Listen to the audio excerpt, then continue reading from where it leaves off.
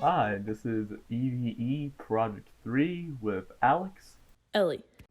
And pantry. Alright, so this is how we did it.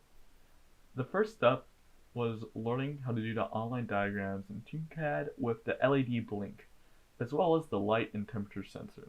These are fairly easy as I knew how to do all the diagrams on paper from a previous experience, but I really allowed my teammates to learn the wiring and Arduino code, as well as, help the project be more organized when soldering. However, after not being able to get the temp sensor to be very accurate, we decided to opt for a sensor Alex had that was digital and waterproof. Then, we added it to the breadboard and wired it like an analog sensor. This is where our first issue came up. This was a quick fix though, as we just needed to add some libraries and place the info wire to a digital pin. Ours was pin 2. We loaded up the modified code that was obtained from the Arduino website regarding using a temperature sensor with the libraries, and it worked quite well and did not need to calibrate it. The only issue was that if the yellow info wire had a bad connection, the program would read it as negative 127 degrees. This was quickly fixed by adding a condition that the temperature had to be greater than 0. Next, me and the squad went to solder on the data logger. This process wasn't too hard, but it did take some effort to get everything started in. In this process, we also added a warning LED to indicate if the temperature was above 30 or below 19 Celsius. However, even though our data was reading correctly from the sensor and the LED was working, we went to office hours to see why our SD card was funky. Turns out we had a bad shield and the SD card was not being read at all. We, devastated and destroyed, with all hope lost, went back to the drawing board. Alex even cried. Yep, I wasn't crying due to failure though. I was crying because I had to use, pardon my French, a jank solution to export the data to Excel and graph it in real time. But it was a sacrifice that many hours in the FAC would be needed to make. While Alex was being overdramatic in his Excel file, me and Pantry, who is a soldering god, tried to resolder the pins on the Arduino in an attempt to get the card to read again. We got the external read LED to light up, but the card was still not initialized.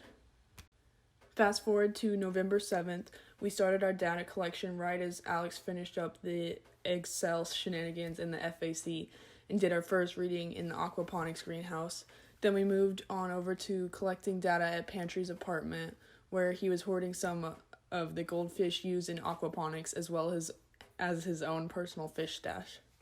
As seen in the graphs, the aquaponics tanks had no variation in temperature, as there was no heater, cooler enabled, which is the problem we wanted to tackle with this project. At my crib, however, we had the heaters enabled to show the feedback loop we could create with relays to keep the tank at a consistent temperature during the winter or summer. Between the two tanks, the larger upper tank took much longer to heat up than the smaller tank, as it would take more energy to heat up a greater mass or volume of water. 40 gallons versus 75 gallons. If I were to describe this project in one phrase, life is suffering. Although we only had one main problem, the amount of troubleshooting it took to get there, which included resoldering all the pins, was a lot of time, which is the main reason we need to get an extended deadline. At first, we were going great, knocking out the LED, light, and temp sensors on the breadboard, including the digital one, which was pretty easy. But our biggest challenge was working around our broken shield slash SD card reader. To do this, I had to use a workaround called PLX DAQ. This is a special Excel add-on that you can install that bypasses the serial monitor on the Arduino and puts it directly into an Excel spreadsheet. From there, I was able to add data to an Excel graph simultaneously while it was being collected. Honestly, even if it did take about 4 hours for me to actually get to work, it was worth the trouble, but I would not recommend students learning Arduino for the first time to use this method. We had a little trouble with our clock, but after replacing the battery and adding a code line, it was within a minute of real time. As with working with a team, coordinating times is hard. We couldn't solder during our day off as all the soldering kits were taken by our class. We instead used Thursday's class time to catch up. The differences between our three sampling locations was that one of them was just an unmanaged bin in the aquaponics greenhouse. The other two were regularly and filtered and kept up fish tanks, which had their own respective heaters. And so when one tank, the one in the aquaponics greenhouse, it was expected not to have any change in temperature, and it did. As for the tanks, we purposely turned the heaters on to show that it does heat up. However, the similarities between all three is that water takes a lot of energy to heat up. On the graphs of the fish tank, uh, over the course of a half hour, it changed by half a degree. So, what we wanted to see in our project was two similar and one different location. That being the different one, we wanted to see just a flat line of the current situation that's in the aquaponics greenhouse. What we want that situation to look like is one that was in the fish tank at Hunters Apart. The parameters is really simple. Heated and unheated with a feedback loop. Basically, could we see that the temperature was going to a level, and could we stop a heater once a certain level was achieved? We chose these locations based on what we want to use this project for. We want to actually apply this later on in an aquaponics project, and therefore this is just basically a trial one to see if we can actually use it like that. The monitoring time and length and interval are really important. The interval was set to do a measurement every 6 seconds, which we want to have a lot of data points for our graph. However, realistically, we would probably do a data point maybe once every minute or 2 minutes, just because water does not fluctuate that much. The length of time also has to be a long time, because you have to let water cool down overnight, which doesn't do that very quickly, as well as heat up with a heat. So measurements can last from 2 hours to 24. Limitations of the data logger, quite frankly, are just the physical capabilities of it. Where you can really put an Arduino in the greenhouse is really limited due to moisture, and you need a special enclosure for the Arduino itself. However, this system can actually provide a very essential warning system in that when people are away from the greenhouse, especially over breaks, if something needs to be attended to, like a heater it has malfunctioned, or something is terribly wrong with the temperature of the water, this can be a very useful device for that. So the pros and cons of this device are quite a few of them. The pros include it being extremely versatile. So having both an Arduino and computer will allow me to do a lot of things.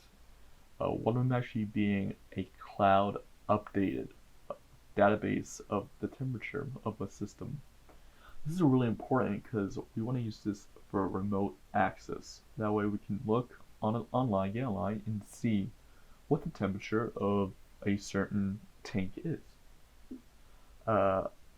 We can also use this to be very precise in our measurements. Usually the only way you can get temperature is by sticking a thermometer in, waiting, getting a temperature, writing it down, which is not really useful for the purposes of an aquaponics system. Some cons include that the system does in fact require a computer. Now, this is mostly a cost con because, to get an entire desktop computer in a greenhouse, even if a cheap one, you may be down $50, which, depending or not, if the Arduino is also sensing other measurements like pH, alkalinity, and dissolved oxygen, that could be a very useful investment. Another con is just the durability of the Arduino and desktop. Again, for the purposes that we want this project to be on, the Arduino would have to be more robust. A better prototype would include an Arduino standalone system that doesn't require a computer and that can actually upload its data to a Google Sheet through an Ethernet shield. However, that requires a lot more technical knowledge that I don't have, and it would be really hard to do that in the scope of this project. A good case for Arduino, of course, as I mentioned before, just to make it more durable and rugged for an aquaponic environment. And I believe that, well, if we just add a light sensor, of course, it could run for a very long time and just measure light and temperature in a building such as ECJ.